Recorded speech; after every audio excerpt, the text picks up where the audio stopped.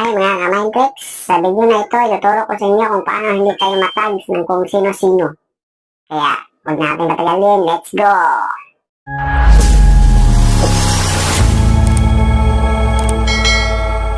Ngayon guys, may tuturo ako sa inyong napakalupit na tricks. So tricks to guys kung paano hindi na tayo matag ng mga hindi natin kilala sa Facebook.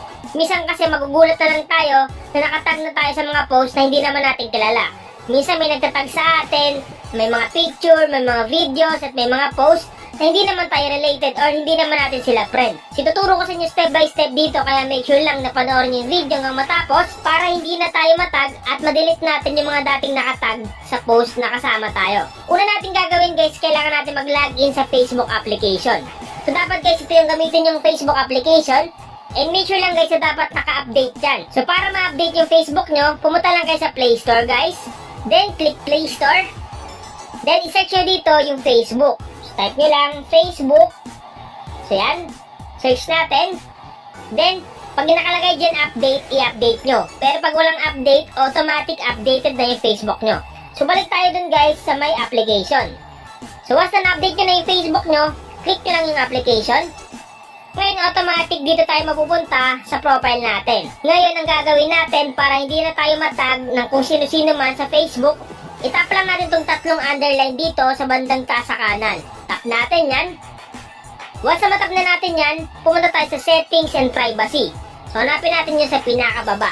So, ito siya. Settings and Privacy. Tap lang natin. Once na matap na natin yan, hanapin naman natin dito yung Settings. So, itong settings, tap lang natin. Then, once na matap na natin yung settings, hanapin natin dito yung audience and visibility. So, hanapin natin dito sa baba. So, ito siya, audience and visibility. Ngayon, hanapin natin dito sa audience and visibility yung profile and tagging. So, ito siya, profile and tagging. Click lang natin yan. Once na maklik na natin, dito tayo mapupunta.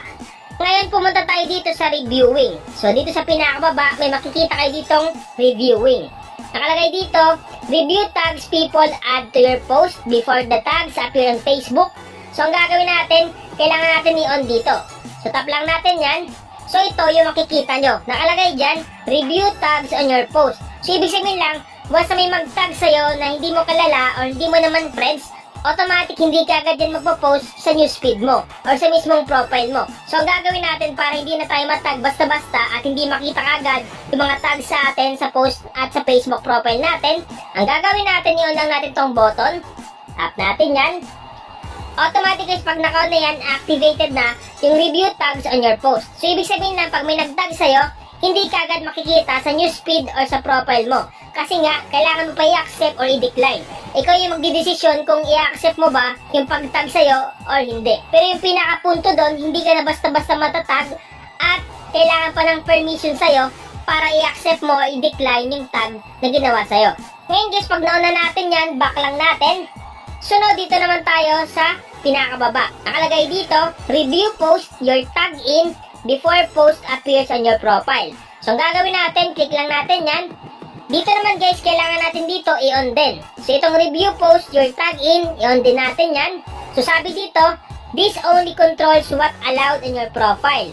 Post your tag in is still appear in search, newsfeed, and other place on Facebook. So, mas maganda guys talaga na kailangan i-review muna natin kung talagang i-accept natin na ma-post sa newsfeed natin yung mga tinatag sa atin. Kasi nga, minsan hindi naman natin kilala yung mga tao. Minsan makikita nyo napakaraming nakatag sa atin, hindi naman related or hindi naman natin sila kilala. Or kahit yung post nila, yung photos is hindi naman related sa atin. Kaya mas maganda na i-on natin yung review post your tag in para safe at hindi na tayo basta-basta matatag ng kahit sino man. Ngayon, paano nga ba i-delete yung mga nakatag sa atin na dati pa?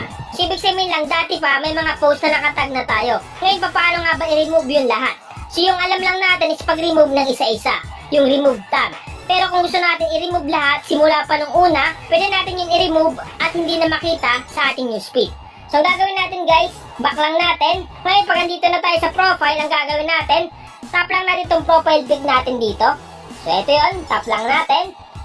Once na matap na natin yan, may makikita kayo ditong tatlong tuldok dito sa may baba ng pangalan natin. So, ang gagawin natin, tap lang natin itong tatlong tuldok. Once na matap na natin yan, hanapin natin dito yung manage post. So ito yun guys, manage post. Click lang natin. Automatic guys, makikita natin dito yung mga post natin dati pa at sa ngayon. So ngayon ang gagawin natin, kailangan natin i-click yung filters dito sa bandang kaliwa sa taas. So click natin yan. Then once na maklik na natin yan, ito yung lalabas. Nakalagay dito yung go to. So ibig sabihin lang, pwede natin palitan yung date and time kung kailan natin gusto tanggalin yung mga nakatag sa atin. So ang gagawin natin, click lang natin tong arrow dito. Pag click mo yan, automatic, pwede mo i-set kung anong taon or kung anong buwan ang gusto mo i-remove na nakatag ka sa mga posts. Ganun lang guys kasimple. I-recall nyo lang kung kailang month or kailang taon gusto nyo tanggalin yung mga posts na nakatag in kayo. Kaya pag napili nyo na, i-click nyo lang yung OK. So yun yung ilalagay nyo sa go-to. Kayo bahala maglagay kung kailan, kung ngayon ba, kahapon, nung nakaraang buwan, nung nakaraang taon. Kayo na bahala guys pumili at maglagay dito. Dito naman sa posted by, dapat anyone yung nakalagay. Okay?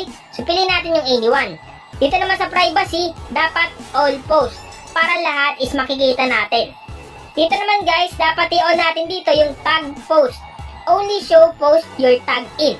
So, ibig sabihin guys, makikita mo dito yung mga post na nakatag in ka. So ang gagawin natin, kailangan natin i-on yung button dito. So, click lang natin tong button. Automatic pag na-on na yan at na-set up na natin sa go to, posted by, privacy and tag post, ang gagawin natin, click lang natin tong done. Automatic mag-loading yan at makikita mo dito yung mga post na nakatag in ka. So dito pa lang guys, madidelete mo na siya. Kahit yung mga matagal mo ng post is matatanggal dito. Kung makita nyo guys, walang nakalagay ng mga tags kasi nga yung gamit ng Facebook is pang sample lang natin sa mga tutorial. Kaya walang mga tags na nakalagay dito. Pero sa inyo guys, sigurado ko meron yan. Hindi yan mawawalan. Kung halimbawa ganito yung lumabas sa inyo, walang tag na lumalabas, ibig sabihin baka hindi kayo na-tag ngayong araw. Pero tingnan nyo guys, nung nakaraang buwan, nakaraang taon, sigurado ako meron yan. Dito guys, pag nakita nyo, pwede nyo siya i-remove. So once na may nakita kayo dito ang mga nakatag na post, ang gagawin nyo lang, click nyo lang yung post dito, then delete. So napakasimple lang guys, i-set up dito. Dito pa lang guys, mariremove mo na yung mga tags at marireview mo yung mga dapat tanggalin at mga hindi dapat tanggalin na tinag ka sa post. So sana guys, nakatulong tong vlog ko ngayon para hindi ka na matag basta-basta ng kahit sino-sino at ma-review at ma-delete natin yung mga unknown tags na hindi naman natin kilala o hindi naman tayo related. So sana guys, nakatulong